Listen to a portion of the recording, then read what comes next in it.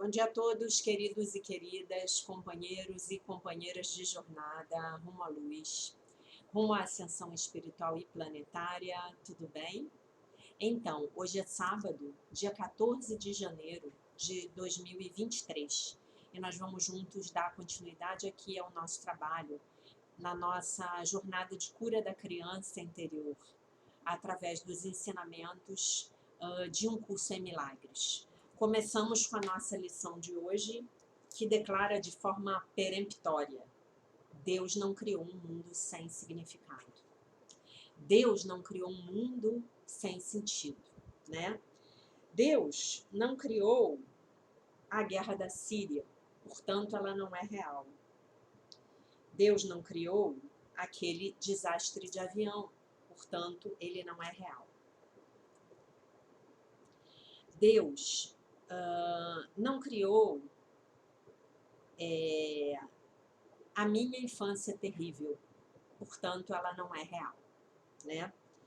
Aí eu vou ler para vocês o parágrafo 6, onde Jesus diz assim: estás olhando para o teu repertório pessoal de horrores, né? Essas coisas são parte do mundo que tu vês.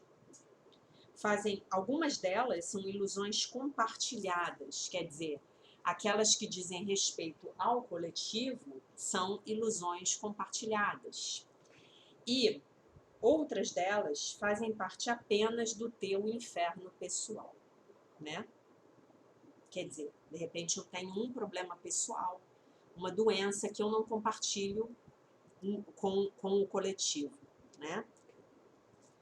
Isso não importa. Aquilo que Deus não criou só pode estar na tua própria mente, a parte da mente dele, da mente de Deus. Portanto, não tem nenhum significado. Portanto, não tem nenhum sentido. Em reconhecimento desse fato, dizemos: Deus não criou um mundo sem significado. Deus não criou um mundo sem sentido. Aí, para a nossa prática, a gente vai dizer: Deus não criou a minha infância sem significado. Deus não criou a minha infância sem sentido. E por aí vai, né? Aí ele diz para a gente ser específico, né? Em vez de dizermos Deus não criou a enfermidade, podemos dizer Deus não criou o câncer, né? Então, se Deus não criou o câncer, isso não é real. O câncer não é real, né? Se Deus não criou um mundo sem significado, se Deus não criou um mundo sem sentido, então esse mundo não pode ser real, tá bom? Essa é a prática para vocês fazerem no dia de hoje, né? E é fácil olhar para fora e observar que as coisas, as situações que estão acontecendo, especialmente nesse momento da humanidade, nesse momento que nós enfrentamos, elas carecem totalmente de sentido, né? Então nós vamos nos lembrar hoje que tudo isso carece de sentido e carece de significado, justamente devido ao fato de que não foi criado por Deus, tá bom? Muito bom. Então, agora a gente lê o texto do dia do livro A Year of Miracles, Um Ano de Milagres, da Marianne Williamson. Então, ela diz assim: a santidade do presente, quer dizer, a santidade do momento presente, me liberta da dor do ontem, da dor do passado, da dor de ontem, né? Melhor dizendo. Aí ela escreve: cada momento revela o amor infinito de Deus. Vivendo no presente, eu estou em segurança e livre. Nada pode me manter amarrado ao passado, exceto os meus pensamentos que me manteriam lá, né? Então, nada pode me prender ao passado, isso é verdade. Apenas os meus pensamentos, né? Apenas os meus pensamentos e a minha decisão de escolher esses pensamentos me prende no passado, correto? Eu perdoo a mim mesmo e perdoo os outros por quaisquer equívocos que nós tenhamos cometido antes deste momento, quer dizer, antes do momento presente, que no fim das contas é tudo o que eu tenho. Eu escolho não arrastar o fardo do meu passado à terra prometida de cada novo dia, né? Por que que cada novo dia é uma terra prometida? Porque em cada novo dia eu posso fazer escolhas diferentes, né? Eu estou aberto aos milagres que o presente guarda e a sua dádiva para mim no eterno agora. Aí ela diz uma oração.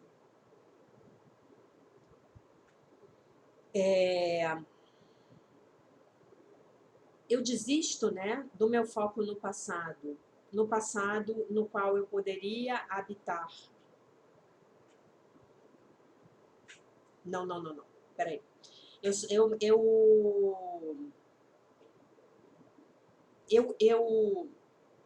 entrego o meu foco no passado para que eu possa habitar completamente no momento presente, tá?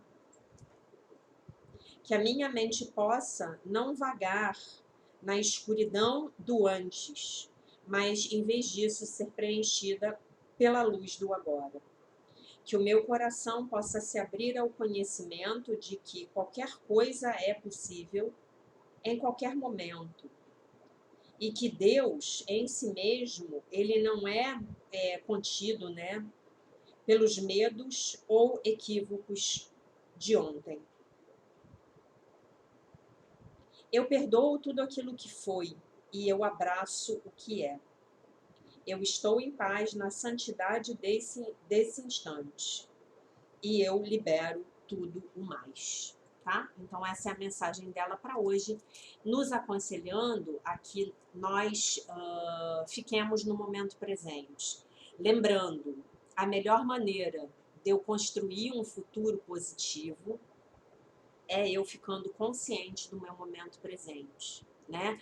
Porque se eu me deixo arrastar pelas minhas preocupações com o passado, eu estou me condenando a criar um futuro exatamente igual ao passado, né?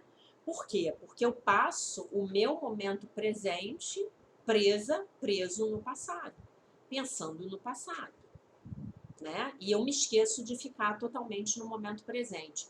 Por isso que essa coisa de a gente escrever, ela é muito libertadora, porque quando a gente está escrevendo, a gente tem que trazer a nossa consciência para o momento presente, né? Então, enquanto eu estou escrevendo os meus medos, eu estou trazendo a minha consciência para o momento presente. Os meus ressentimentos e etc. Eu estou com a minha consciência no momento presente. Quando eu oro, se eu estou orando com atenção, eu estou trazendo a minha consciência para o momento presente. E quando eu medito, eu estou trazendo a minha consciência para o momento presente, ok? Bom, a gente vai continuar aqui a leitura do nosso texto do livro Pais e Filhos, do Dr. Kenneth Wapnick, tá bom? Aí o título da sessão é O efeito da dor e do abuso infligidos, né, a um filho. Aí ele faz a seguinte, a audiência lá, ela faz a seguinte pergunta. Isso aqui é muito forte, tá, gente? É muito forte. Sofri abuso na idade de 2 anos por parte do meu avô. As lembranças voltam e na minha mente eu digo ao meu avô que deixe de fazer isso comigo, exatamente da forma como eu fiz quando o abuso ocorreu. Creio que esse abuso me deu o eu que possuo, mas agora eu me dou conta de que, agora algo superior pode me dar um eu, um novo eu, né? Então o que ele está dizendo? Ele está dizendo que ele percebe que quem ele se tornou foi basicamente definido pelo abuso que ele sofreu. Mas hoje ele percebe, estudando um curso em milagres, que efetivamente há algo maior do que esse abuso, que é Deus, né? Que é a consciência crística dentro de nós, que é o Divino Espírito Santo, podem dar a ele um novo eu, ok? Aí o Dr. Kenneth responde: trazer as lembranças dolorosas à superfície da mente é útil, pois nos dá a oportunidade de aprender a olhar essas lembranças sem medo e de nos darmos conta de que, ainda que o abuso sim tenha acontecido quando nós éramos pequenos, agora nós já não somos mais essas crianças. Não obstante, o que ocorre frequentemente é que nos aferramos às recordações dos abusos para justificar o que fazemos em nossas vidas presentes. Quer dizer, nós nos aferramos às nossas feridas emocionais, né? Rejeição, abandono, humilhação, traição e injustiça, para a gente dizer que por isso nós fazemos determinadas escolhas no momento presente. E aí, observem, nós estamos nos condenando novamente a perpetuar aquele abuso que nós sofremos no passado, no momento presente.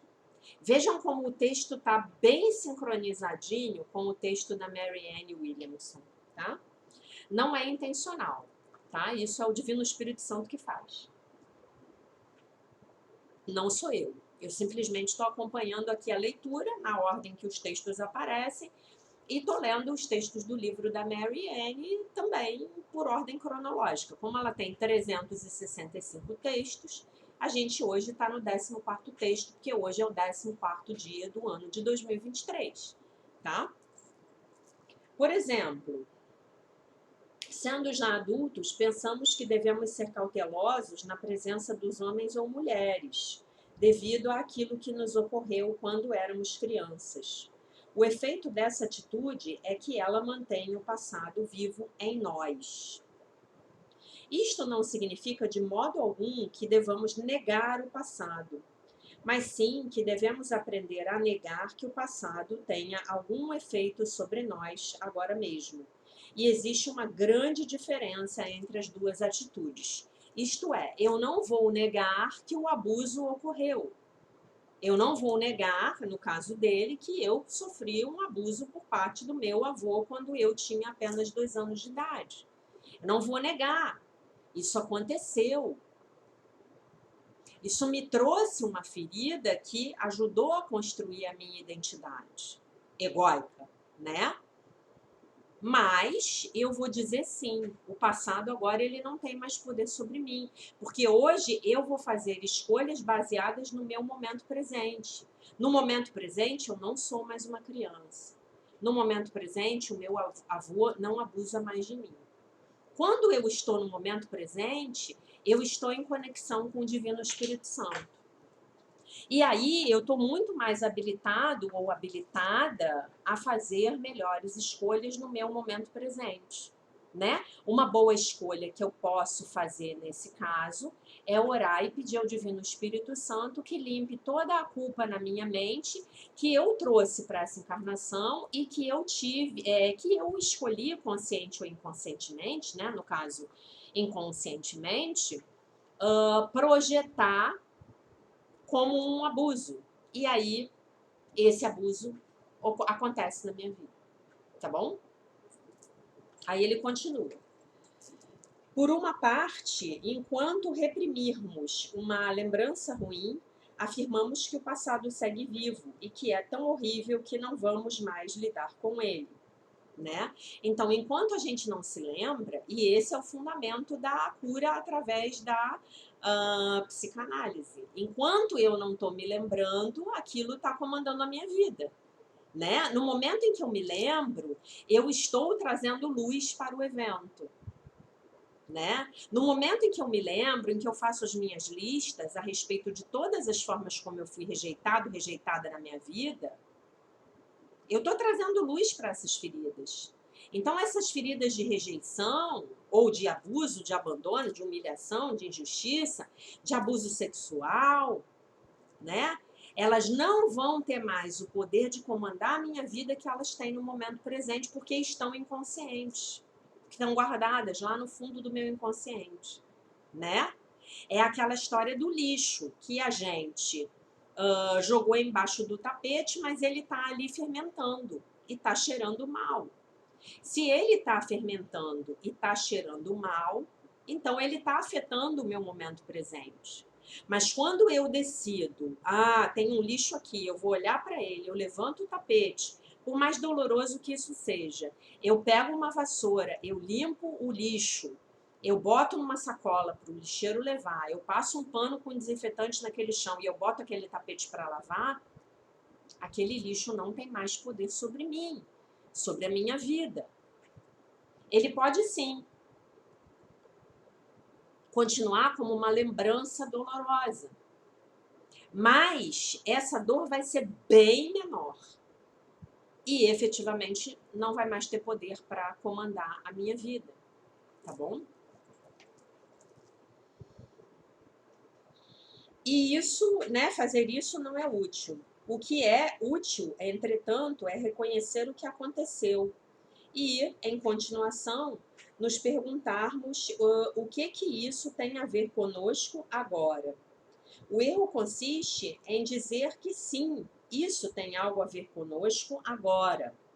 E a razão para que seja tão tentador chegarmos a essa conclusão, na realidade é mais uma necessidade compulsiva de pensarmos assim, é que quando somos crianças e nos ocorrem coisas terríveis, forjamos um eu como uma defesa contra o abuso e a vitimização.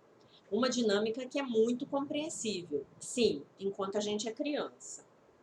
Mas logo nos esquecemos que, ainda que aquele abuso tenha parado de ocorrer, seguimos tendo esse eu que forjamos e que agora nos define.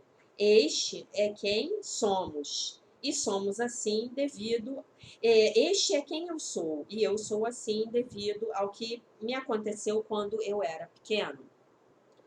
Necessito me aferrar ao abuso, passado, presente ou futuro, porque isso justifica a armadura que construí ao meu redor e que agora me define. Não sou uma criatura de Deus, sou uma criatura de um pai, de um avô, de um parente ou inclusive de um gene abusivo que me fez inadequado e defeituoso, né? Uma programação genética, né? Um defeito, por exemplo, físico genético. Assim, nós nos definimos a nós mesmos sobre a base do passado, né? Tomando por base o passado. E seguimos necessitando do passado, porque ele justifica a nossa atual maneira de ser. Acreditamos que ser desta maneira porque não sabíamos quem somos sem o nosso sistema defensivo, sem a nossa maneira defeituosa de nos relacionarmos com o mundo. Enquanto tenhamos um passado abusivo, não é possível que nos culpem. Sempre podemos alegar que alguém me fez ser dessa forma, mas nada nos fez ser assim. Ninguém nos fez ser assim, perdão. Nós mesmos nos fizemos dessa forma. E não é apenas que a nossa mente nos tenha feito assim, quando tínhamos 2 anos de idade. Nos fizemos ser assim quando tínhamos 22, 42 e 82 anos. Repito, nos aferramos ao passado como uma desculpa para não mudar. Eu vou ler essa frase de novo, tá?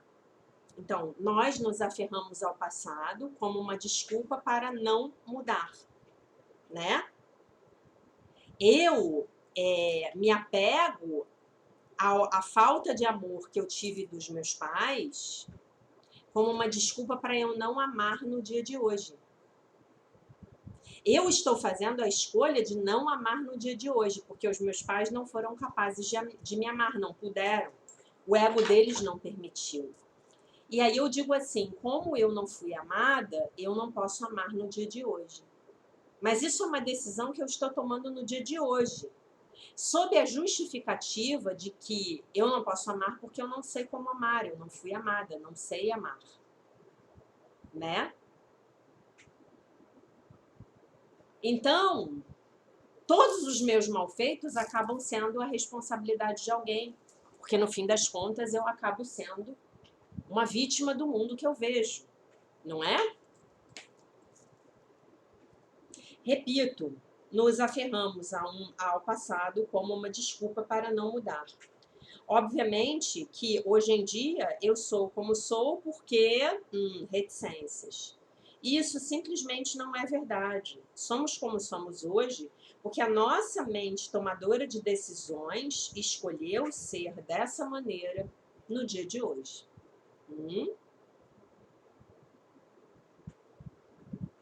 Pergunta: pareceria que em algumas situações, algumas situações de abuso graves poderiam ser menos dolorosas psicologicamente do que um tipo de abuso manipulador e sutil. Isso é um comentário, né?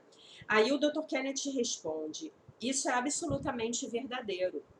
De fato, em qualquer caso, o abuso manifesto é mais fácil de manejar do que o abuso encoberto, porque o abuso manifesto, apesar de ser doloroso, pelo menos ele está ali às nossas vistas. Recordemos o nosso comentário sobre a mãe esquizofrenógena, né? Quer dizer, a mãe, que era a teoria da psicologia antigamente, que existiriam tipos de mães que tenderiam a propiciar o desenvolvimento de filhos esquizofrênicos, né? Uma característica destacada dessa síndrome é o duplo vínculo, no qual a mãe diz ao filho: eu gosto de você, amo você, mas as ações da mãe dizem o oposto, e assim a criança recebe mensagens contraditórias, né? Então, antigamente, hoje em dia não é mais tão comum, né? Mas antigamente as crianças apanhavam e ouviam dos pais assim: eu tô te batendo porque eu te amo, né? Ouviam uma outra frase que é medonha, que é: isso dói mais em mim do que em você. E batiam, batiam, batiam, né? Então a agressão, ela é uma atitude diametralmente oposta ao amor. E aí a mãe fala para a criança: eu te amo, por isso eu tô te batendo, né? A violência física, ela é a forma mais primitiva de comunicação, né? Então, quando eu não sei me comunicar de outra forma, eu agrido fisicamente. Porque uma agressão está comunicando algo. Concordam comigo? Concordam comigo? Vou prender esse cabelo que eu tô morrendo de calor. Né? Vocês concordam comigo? Então, aí tá a história da mãe esquizofrenógena que tinha essa característica, né? De dar à criança mensagens contraditórias. Isto é realmente muito pior para os filhos do que o abuso manifesto. Não que esse último, o abuso manifesto, ele seja fácil, né? Porque não é. Mas, pelo menos, é um abuso explícito.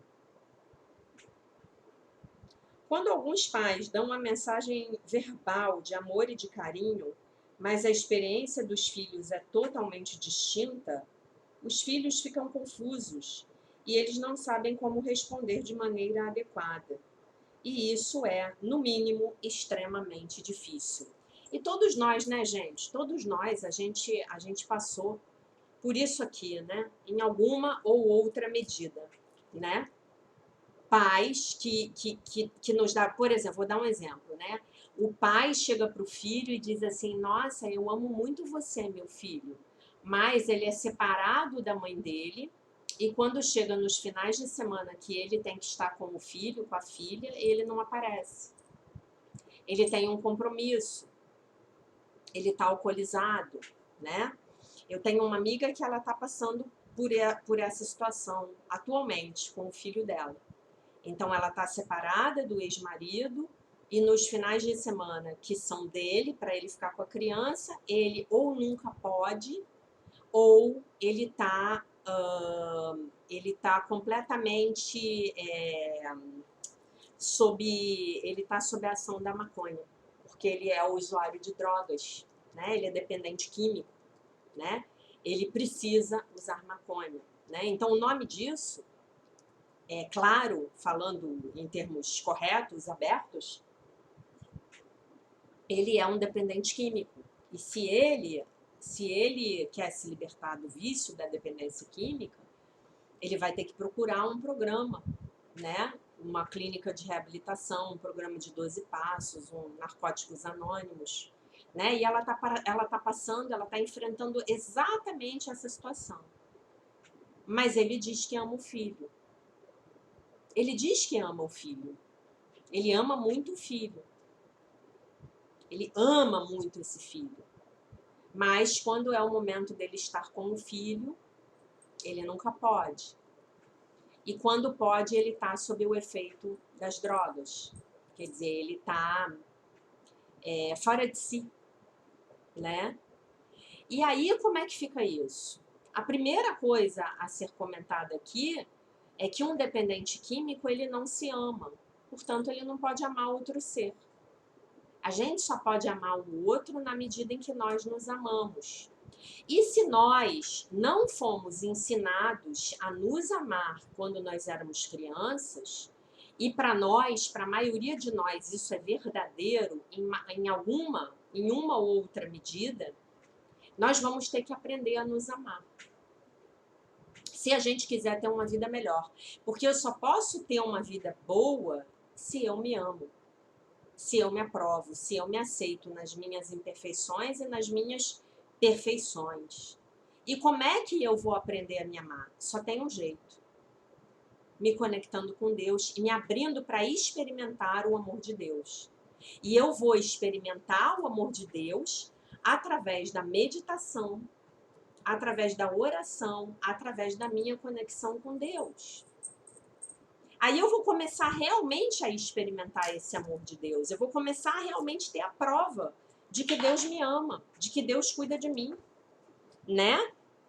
Porque eu vou começar a ter orientação a respeito das escolhas que eu tenho que fazer. Eu vou começar a ter palpites a respeito das pessoas que eu vou deixar entrar na minha vida, né? Algumas amizades vão partir, outras amizades vão chegar, eu vou começar a atrair para minha vida pessoas que são mais amorosas comigo, eu vou começar a atrair para minha vida mais apoio, mais carinho, mais consideração, mais verdade. As pessoas que eventualmente se relacionavam comigo por interesse, qual fosse, elas vão se afastar. Então, hoje é a minha responsabilidade eu aprender a me amar. E quem é que vai me ensinar a eu me amar? É Deus. Não tem outro. Ah, não, Jaque, mas quando eu arrumar um marido maravilhoso, que é a minha alma gêmea, aquele homem que vai me amar para todo sempre, vai me fazer todas as minhas vontades, aí eu vou me amar. Essa pessoa, se ela existir, em primeiro lugar que essa pessoa deve ser muito chata, né? Imagina, tu ficar com alguém que faz todas as tuas vontades, que desespero. Segundo, se essa pessoa existir, ela não vai nem passar perto de você. Que a vibração dessa pessoa é tão amorosa, tão amorosa, tão amorosa, que ela não vai casar com a nossa vibração de falta de autoestima. Ela pode até te conhecer, mas ela não vai querer saber de ficar perto de você, né? A chave consiste em reconhecer que uma vez que uma pessoa está num corpo físico, então ela já está demente. Apesar do que os psicólogos possam afirmar, não há uma hierarquia na demência, quer dizer, tal como a gente está estudando em um curso em milagres. Quando eu trabalhei em hospitais psiquiátricos, lembrando que o Dr. Kenneth era psicólogo e PhD em psicologia, e pesquisador, e escritor, e professor da academia, tá? Da Universidade de Columbia, na cidade de Nova York. Quando eu trabalhei em hospitais psiquiátricos, uma piada constante era que a única diferença entre os pacientes e o pessoal era a piada de que um dos grupos tinha as chaves. Vocês entenderam a piada? Então, o pessoal do hospital tá lá vestido de branco e tem as chaves. E os malucos estão lá perdidos lá na clínica psiquiátrica, né? E nós somos esses malucos que estamos soltos na rua. Vocês já pensaram nisso? Já pensaram nisso? É isso. Essa piada não era dita com boas intenções, mas havia um elemento de verdade nisso. Aqui, todo mundo está demente. Como disse o gato de Alice no País das Maravilhas. Todos aqui estamos loucos. Eu estou louco, você está louca. Quando Alice defendeu a sua sensatez, o gato respondeu: você tem que estar louca, porque do contrário você não teria vindo aqui. Isso é o que Jesus nos diz todo o tempo. O princípio de que o amor não faz comparações é importante, posto que o ego sempre está fazendo comparações. Por exemplo, a minha família está mais adoecida ou é mais saudável do que a tua família. Não é isso que a gente faz o tempo todo? Para o ego, não importa de qual lado estejamos. Contudo, que haja um lado, porque assim ele salvaguarda o seu demente mundo de dualidade. De fato, todas as famílias estão loucas porque substituem a única família verdadeira e sensata. Aí ele bota essa única família verdadeira e sensata com letra maiúscula, tá? A demência é que tenhamos escolhido essa loucura e que sigamos escolhendo essa loucura.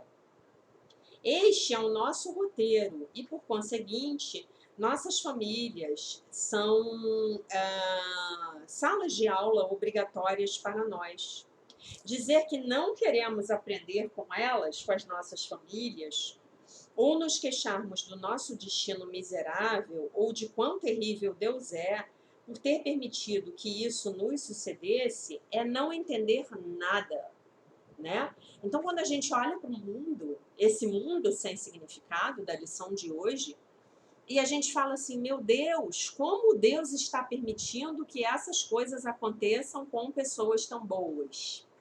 Não é isso que a gente está pensando hoje? A gente está pensando nisso hoje, não tá? Em alguma medida a gente está pensando. Como é possível que Deus permita que esse tipo de coisa esteja acontecendo? Mesmo que nós não estejamos diretamente envolvidos no problema. Né? Então, quando você fala isso, é porque você não entendeu nada. Deus não nos fez isso. Nós fizemos isso a nós mesmos. De forma parecida, os nossos pais não nos fizeram aquilo, pois eles representam as aulas nas quais podemos aprender a lição que nos libertará, se assim o decidirmos. Ou, se não, podemos aprender a lição do ego, de que somos as vítimas inocentes, de que o que nos aconteceu na verdade terrível, como são as nossas vidas adultas, que são nas quais, né, aconteceu um desastre. Isso era exatamente o que Bill estava dizendo, como Jesus assinalou na mensagem que dirigiu a ele. Ao alegar que a sua vida de criança foi terrível, Bill acreditava que, já adulto, ele não podia dar aulas. Tristemente, todos nós cantamos o estribilho. Olha o que me aconteceu, olha o que me aconteceu, olha o que me aconteceu na minha infância, ontem, na semana passada, com o meu ex-marido, no meu antigo casamento, no meu emprego anterior, naquele dia em que eu fui assaltado. Olha o que me aconteceu, olha, eu sou uma vítima do mundo. Como um disco arranhado, não passamos além desse sulco, né? Então ele está falando daquele disco de vinil, né? Que está arranhado e a música fica lá presa naquele sulco onde está arranhado, né? Fica unhê, unhê, Você nunca me amou, você nunca me amou, você nunca me amou, na letra da música e não vai adiante, né?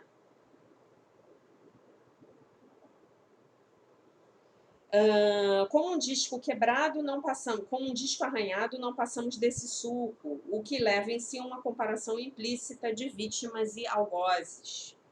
Mas a verdade é que não nos aconteceu, né? Aquilo não nos aconteceu. Ai, olha o que me aconteceu.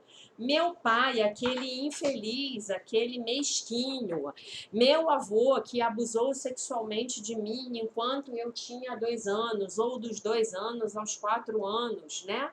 Então a verdade é que isso não me aconteceu. Aquilo era, sim, o meu próprio roteiro, escolhido por nós mesmos, com um propósito específico de evitarmos a responsabilidade pelas nossas próprias vidas. Algumas histórias parecem ser piores do que outras, mas o seu conteúdo é o mesmo. Quando curamos, né, corrigimos a nossa mentalidade, passamos a mentalidade correta, podemos ser mais objetivos e ver que as nossas vidas refletem a mesma dança de vitimização, na qual todos aqui neste mundo participamos, sem exceções. Então, como é isso? Então, eu tenho que me conscientizar de que tudo que me aconteceu de ruim na minha infância, a gente está falando aqui basicamente de infância, gente, pela seguinte razão, que a gente está num trabalho de cura da criança interior e porque ele escreveu um livro chamado Pais e Filhos, certo? Então a gente está falando dos nossos traumas e dramas familiares, tá? Todos nós temos os nossos próprios traumas e dramas familiares, tá bom? Então a gente tem que entender que antes de encarnar, a gente selecionou um roteiro para que a gente pudesse projetar os nossos sentimentos de culpa. Lembrando que o nosso sentimento de culpa primário é que nós nos sentimos pecadores e miseráveis porque nos separamos de Deus, comemos do fruto proibido, né? Então já nascemos filhos do pecado. Não somos filhos de Deus, somos filhos do pecado, somos filhos do ego. Para eu estar aqui nessa Matrix, nessa terceira dimensão, neste metaverso, neste ponto do tempo e espaço, experimentando tudo que a gente está experimentando hoje no planeta Terra, então, efetivamente, eu tenho que estar louco. Porque eu tenho que ter acreditado em alguma medida que me separei do meu pai, né? Lembram que eu falei para vocês há uma semana atrás, mais ou menos, do filme do Steven Spielberg, O Jogador Número 1, onde eles passavam a maior parte do tempo dentro do metaverso? Lembram que eu falei para você que para a gente ser empurrado para dentro de um metaverso, a coisa tem que ficar muito ruim, muito ruim, muito ruim do lado de fora? E aí, se tudo à minha volta é tristeza, é dor, é doença, é desespero, eu vou lá para dentro do metaverso e eu me anestesio. E a gente já faz isso. Hoje a gente faz isso direto com as nossas redes sociais. Hoje existem pessoas completamente viciadas em jogar videogame. A pessoa não consegue ficar fora do videogame. Hoje existem pessoas que passam 24 horas do dia, 48 horas no final de semana, se dedicando a ver uma série de televisão. Quando a gente está fazendo isso, a gente está negando a nossa realidade. A gente está se anestesiando. Então, tudo isso já é muito real. Então, é aquilo que a gente conversou ontem e anteontem.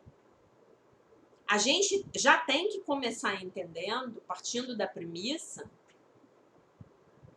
Que para estar aqui a gente tem que estar muito doido, porque aqui é muito ruim, né? E só tem um jeito de eu parar de perceber isso aqui como sendo ruim. É eu parar de projetar isso aqui sendo ruim. E como é que eu paro de projetar essa realidade dolorosa? Isso que eu olho para fora e falo assim: meu Deus, como Deus permite que algo assim horrendo esteja acontecendo?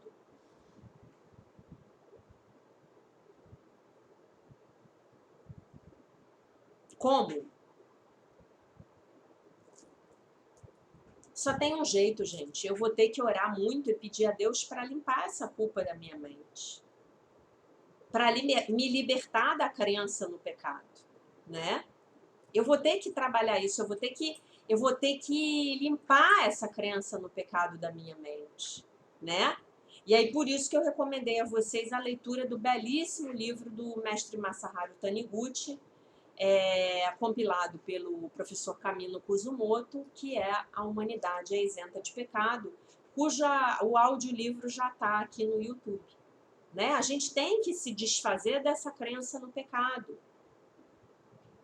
Alguém me perguntou essa semana, eu não entendi muito bem essa coisa de como é matar os pais. Eu não vou matar os pais fora, eu vou matar os pais dentro. Eu vou me lembrar de que eu cheguei nesse metaverso através do meu pai e da minha mãe. Mas que eu, na verdade, eu sou a filha de Deus. O filho de Deus. Perfeito, inteiro, completo, maravilhoso e isento de pecado. Ah, tá, então agora o assunto é entre mim e Deus. Meus pais fizeram o melhor que eles puderam. Meus pais precisam ser abençoados, porque eles foram os vetores, os meios, para que eu pudesse projetar a minha culpa e percebê-la de volta, né? Então, daqui a pouco a gente vai chegar na lição que é campeã de views nesse canal, que é o que eu vejo é uma forma de vingança. O mundo que eu vejo é uma forma de vingança. Deus não criou um mundo sem significado. Deus não criou um mundo sem sentido. O mundo que eu vejo é uma forma de vingança. É o meu conteúdo mental de ataque sendo projetado e sendo devolvido para mim como contra-ataque. E esse contra-ataque é a vingança sobre a qual Jesus fala, né? Mas porque eu estou atacando o mundo primeiro. Eu estou atacando o mundo com os meus pensamentos de falta, de limitação, de separação, de ataque, de crítica, de julgamento, de culpar o outro, de envergonhar o outro, ou a mim mesmo, a mim mesma. Então só tem um jeito, é eu limpar a minha mente. Porque o que está sendo projetado do lado de fora, o que está sendo visto e percebido por mim, é o que eu projetei. E o que está sendo projetado é o meu conteúdo mental, que é crença no pecado. Tá bom? Um dos pontos que Jesus assinalou a Bill foi que o seu problema não tinha nada a ver com a aparente desigualdade na sua família. Quer dizer que os seus pais fossem mais velhos e mais poderosos do que ele. E também, né, que os seus pais preferissem a irmã que morreu em detrimento dele, que ficou vivo. Entretanto, em muitos casos, os filhos têm o poder, pois podem ser muito espertos em manipular os seus pais para o seu próprio benefício. E estes pais se tornam peões num jogo de culpa que então se desdobra na caixa de areia, no areal lá dos seus filhos. Quantas pessoas eu conheço que são absurdamente manipuladas pelos filhos? Na verdade, o que acontece na maioria das famílias é que a gente é manipulado pelos pais, mas rapidamente a gente aprende a manipular. Então a gente manipula os pais e os pais nos manipulam. Porque é assim que o ego se relaciona. O ego só sabe se relacionar dessa forma. Vocês sabem disso. Na mentira, no desrespeito, né?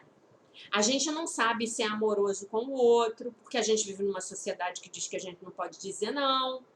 Quando a gente diz não, a gente está ofendendo o outro, então a gente começa a mentir. Ah, você vai na minha festa de aniversário? Ah, eu não vou poder. No sábado à noite eu tenho um compromisso. Mentira. Porque eu não posso dizer, olha, eu sinto muito, eu adoro você, mas eu não estou no humor para ir a festas, estar com pessoas. Será que a gente pode fazer alguma outra coisa depois?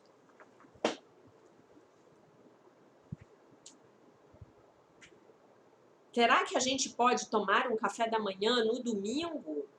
Será que a gente pode almoçar juntas no outro dia e eu levo o seu presente? Não.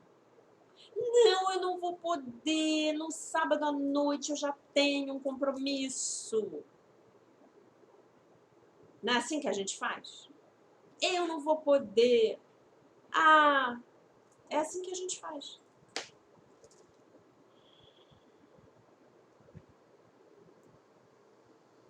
Se a relação entre os pais não for boa, como ocorre frequentemente, o poder dos filhos se evidencia. Imediatamente calibram o problema e o utilizam ao seu favor, ao colocar mamãe contra papai, ou vice-versa, e manipulá-los para que obtenham o que querem, né? Então, se eu estou numa família onde esse casal está com problemas e os filhos chegam, aí danou-se, né? É aquela história de que um não pode desautorizar o outro, de que o casamento tem que ser priorizado sim, né? O casamento precisa ser priorizado. Não é correto colocar os filhos como prioridade. O casamento vem antes dos filhos. Ó, o ato fala aqui, ó. O casamento tem que vir antes dos filhos, a relação do casal.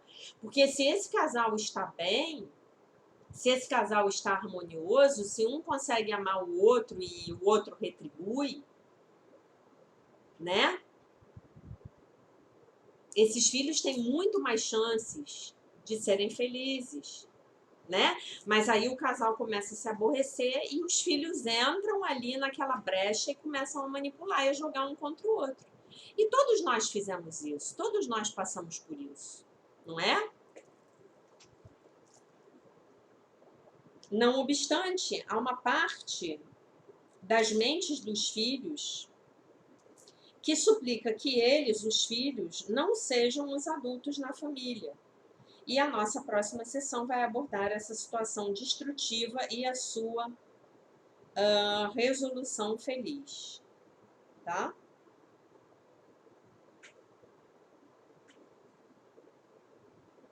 Ok? Então, ele na próxima sessão, ele vai falar, que eu não vou ler hoje, a gente já está com 48 minutos de vídeo, tá? Na próxima sessão, ele vai falar justamente dessa inversão de papéis. Os filhos, no fundo, eles querem ser filhos. Nós, enquanto filhos, queremos ser filhos. Nós queremos ter limites saudáveis e amorosos. Nós queremos ser cuidados, ser protegidos, ser sustentados, ser amados. Os filhos, eles estão na posição de receber dos pais. Quando os pais invertem essa dinâmica e começam a se confessar com os filhos, a contar os problemas para os filhos, a envolver os filhos nos próprios problemas deles, pais, no próprio casamento, ou na relação deles com o outro irmão, pronto, eu desvirtuei a relação. Pai não é amigo de filho. Pai é pai, mãe é mãe. A gente às vezes fala, não, meu pai é meu amigo. Tá, porque você quer ter um bom diálogo com o seu pai, isso é bom, mas seu pai não vai ser seu amigo nunca. Seu pai é seu pai, sua mãe é sua mãe, né? E aí o ego dos filhos está se desenvolvendo e na maioria das vezes o ego dos pais está lá baratinado. Baratinado pelos desafios da vida, pela luta, pela sobrevivência, pela manutenção da família, pelo sustento da família, muitas vezes, né? Mas também está baratinado porque quando teve os filhos, a criança interior veio com tudo, né? Você vê mães e pais também passando por regressões. Regressões quando os filhos entram na adolescência. Não é isso? A mãe começa a competir com a filha, o pai começa a competir com o filho, né? Os pais começam a se sentir ameaçados pela individualidade dos filhos, né? Começa a rolar ciúme. A mãe vai lá e resolve que vai se vestir igual a filha, ainda que a filha tenha 14 anos e ela tenha 40, né? Então, todas essas loucuras, todas essas dinâmicas psicológicas, elas estão tomando lugar. Elas estão acontecendo. E, na maioria absoluta das vezes, são dinâmicas que são inconscientes. Então, o trabalho da cura da criança interior vai trazer muita consciência para a gente olhar que nós temos os nossos próprios problemas para a gente resolver. E eles são nossos. Gente, botem uma coisa na cabeça de vocês. Seu ego é seu. Seu ego é seu, ele é todinho seu. Mesmo que você vá a um psicólogo, a um psiquiatra, a um psicoterapeuta, a um psicanalista, o seu ego vai continuar sendo seu. O outro, ele vai tentar intervenções para ajudar você a se tornar uma pessoa mais consciente e mais funcional. Pessoas mais conscientes funcionam melhor no mundo. Mas a responsabilidade pela mudança continua sendo sua. E enquanto a gente se vitimizar, a gente não tem o poder de mudar. A gente não está fazendo essa escolha. Porque o tomador de decisões, ele não é a vítima. É o ego que diz para você que você é uma vítima do sistema. Qual é a decisão que eu vou tomar hoje? Pensando muito mais no conteúdo, tá, gente, do que na forma. A gente está aprendendo aqui com o Dr. Kenneth, quase todos os dias ele fala, que o cerne da questão, ele está no conteúdo, ele não está na forma. Ele está no conteúdo, ele não está na forma. Qual é o conteúdo da minha ação? Qual é o motivador por trás da minha ação? O que eu estou enxergando aqui nessa situação que me motiva a eu agir dessa forma? Eu ontem passei por uma situação onde eu tive uma reação um tanto quanto desmedida. Não foi nada de grave. Mas depois eu fui fazer um exame. Eu falei assim, mas por que você reagiu dessa forma?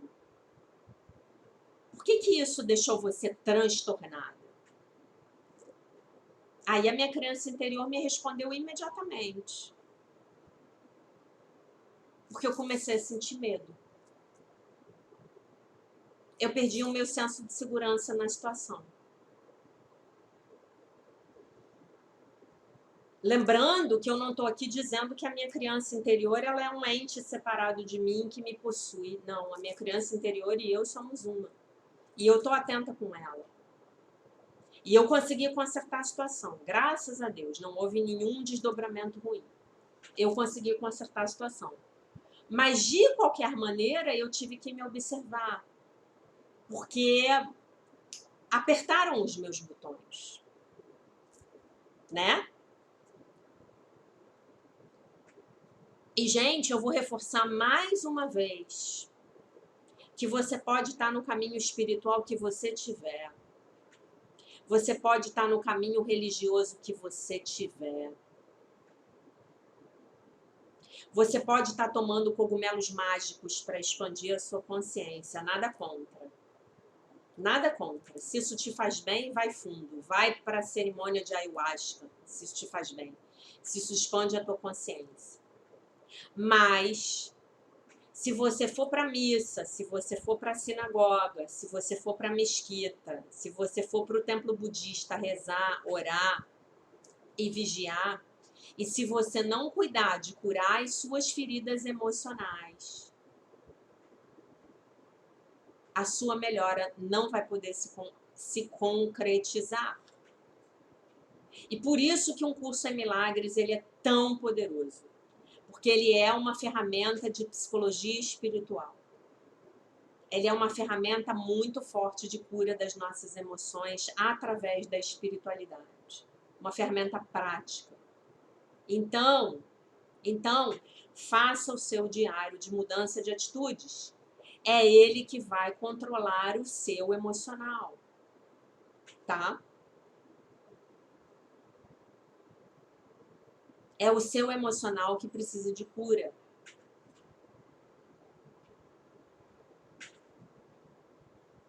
A nossa criança ferida, ela é a nossa dimensão emocional. Talvez com a sua mente não haja nada de errado. Você pode ser, inclusive, um profissional super bem sucedido. Mas por dentro você está sangrando, porque você ainda não olhou para as suas feridas emocionais. Talvez esteja olhando agora. Por isso, eu fiz uma fórmula floral para vocês. Porque as essências florais, elas são pertinentes à cura emocional. A essência floral não é para te dar um barato, não é para você começar a ver um elefante rosa na sua frente e dizer que você é evoluído espiritualmente porque você vê aquilo que ninguém vê. Não. As essências florais são destinadas a curar as suas emoções, os seus medos, os seus pânicos, a sua insegurança, a sua falta de autoconfiança, o seu hábito de viver no passado, as suas mágoas e os seus ressentimentos, a sua autocrítica e a sua crítica com os outros, o seu auto-julgamento e o seu julgamento com os outros, o seu sentimento de fracasso, o seu sentimento de que nada nunca vai melhorar, a sua tristeza, a sua depressão, a sua vergonha que está tão bem escondida lá através das suas máscaras de ilusão de superioridade. E quando eu falo isso para vocês, gente, não pensem que eu estou dizendo que vocês têm essas questões e eu não. Eu estou falando disso para mim também. Estou falando isso para mim também. Então, todas essas nossas máscaras sociais, as nossas contas bancárias, as nossas famílias perfeitas, nossos diplomas, nossos títulos, nosso carro zero dentro da garagem, a família respeitável que nós pegamos pela mão no dia de domingo e saímos e mostramos para todos como somos bem-sucedidos, a nossa casa de campo, a nossa casa de praia. Por trás disso tudo estão as nossas feridas emocionais.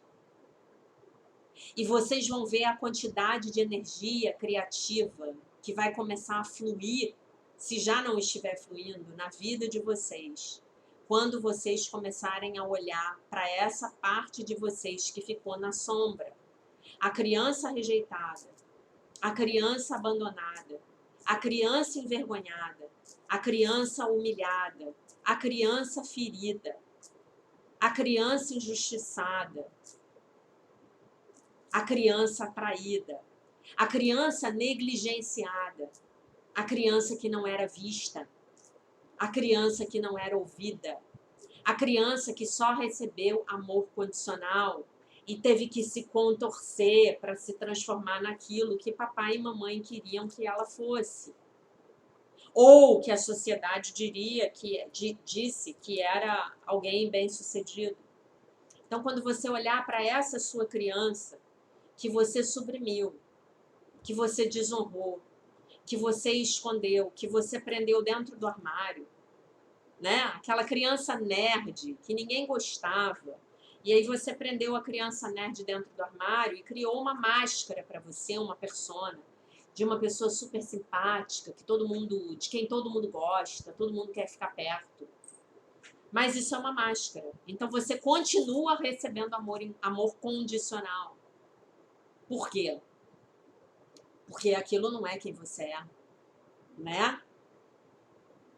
Eu vejo na minha academia aqueles homens maravilhosos, com os corpos perfeitos, sem um grama de gordura, barriga tanquinho, bíceps dessa largura, aquele corpo definidíssimo, perfeito, né? Me chamam mais atenção os homens, obviamente, porque eu sou heterossexual, né? Mas as mulheres também. Né? Então eu vejo aqueles homens ali, deuses esculpidos, às vezes alguns hipertrofiados, e eu olho para eles e sabe o que eu vejo? Muitos deles são pessoas maravilhosas. Alguns amigos, alguns professores. Vocês sabem o que eu vejo quando eu olho para eles?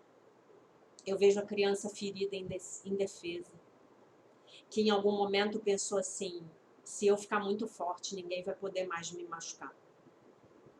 Então é para essa criança que esse trabalho de 1 ano está convidando você a olhar.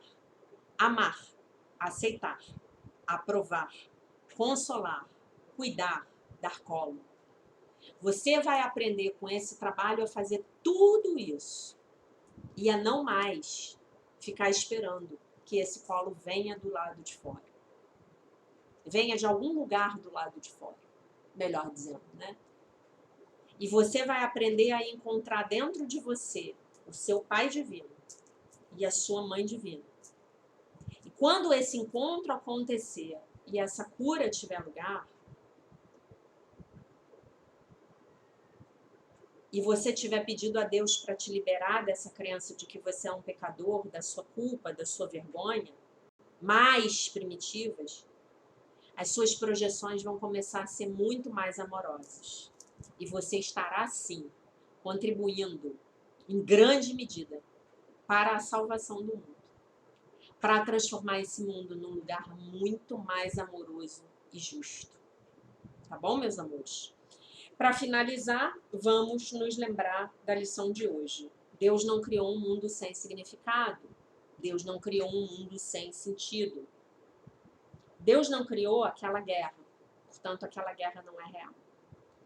Deus não criou um governo corrupto, portanto, um governo corrupto não é real. Deus não criou os ladrões, portanto, os ladrões não são reais.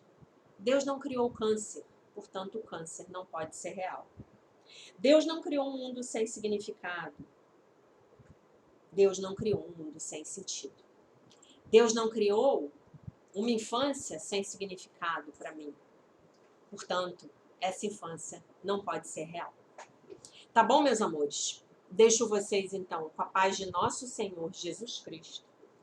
Um beijo imenso. E se Deus quiser, nós nos vemos novamente amanhã.